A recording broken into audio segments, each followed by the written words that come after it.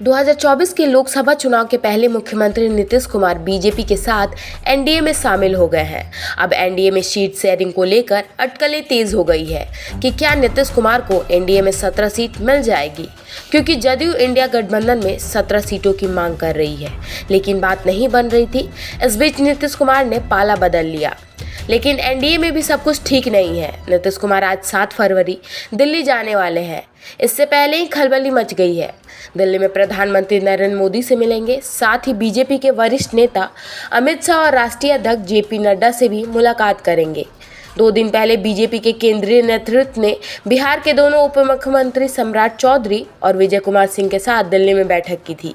ऐसे में यह चर्चा तेज हो गई थी कि क्या 2024 के चुनाव में सीटों को लेकर यहाँ पेच फंस गया है। बता दें कि 2019 के लोकसभा चुनाव में जदयू, बीजेपी और लोक जनसत्ता पार्टी एक साथ चुनाव लड़ी थी।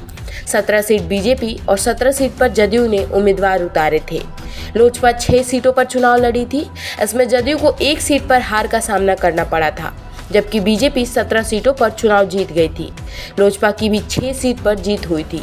अब 2024 के चुनाव में समीकरण बदलते दिख रहे हैं, क्योंकि इस बार एनडीए में जीतन राम मांझी और उपेंद्र कुशवाहा भी शामिल है। इस बार लोक जनसत्ता पार्टी की भी 2 भागों में बंटी हुई है।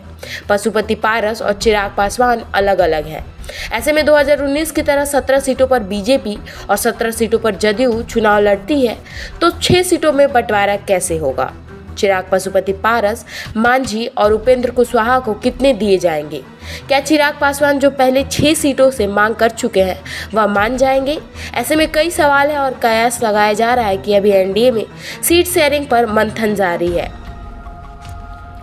सूत्रों से मिली जानकारी के अनुसार बिहार में जदयू को कम सीट देने के लिए संघ ने भी हस्तक्षेप किया है। संघ ने साफ तौर पर कहा है कि बिहार में जदयू को 11 से 12 सीट दी जा सकती है। वहीं दूसरी ओर चिराग पासवान भी झुकने को तैयार नहीं है।